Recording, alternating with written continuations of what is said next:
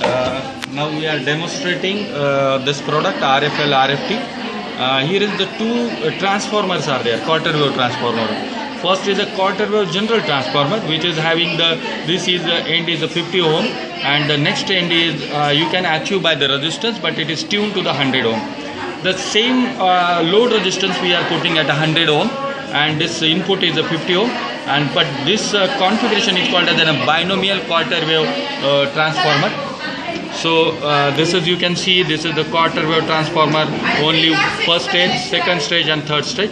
But here the binomial transformation is first, second, third. So almost two stages are going to be extra compared to this. So this is our Zin, this is our Zl. So in this comparison, we are comparing basically a quarter wave transformer with a binomial quarter wave transformer. Now I connected this binomial quarter wave transformer to my network analyzer. Here you can see this almost screen is return loss is minus 10 dB and lesser. So up to 1 gigahertz it is you are having the bandwidth from 500 megahertz to 1.3 gigahertz, almost 500 megahertz, a great bandwidth you are easily achieving by using the binomial quarter wave transformer. And this also we can see in the function measures in the Smith chart side also.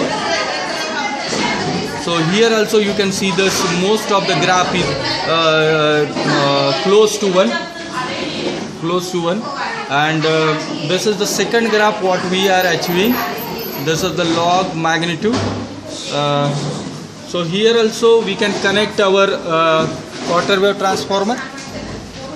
So now we connected a simple quarter wave transformer with this thing.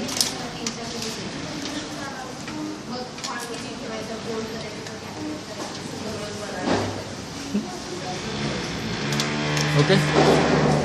Now it's only giving the response on 1 gigahertz. So this is the basically difference between a simple quarter wave transformer having a very lesser bandwidth and rest of the bandwidth is not going to be achieved.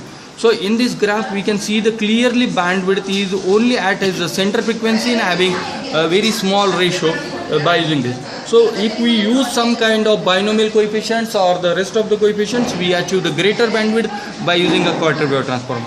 But here near about minus 15 dB return loss we achieved, but in the binomial side we are achieving minus 13, minus 14, but at the entire band. So return loss is going to be easily get improved, but here we can achieve the return loss as well as the average return loss, but with the quite great bandwidth. Thank you.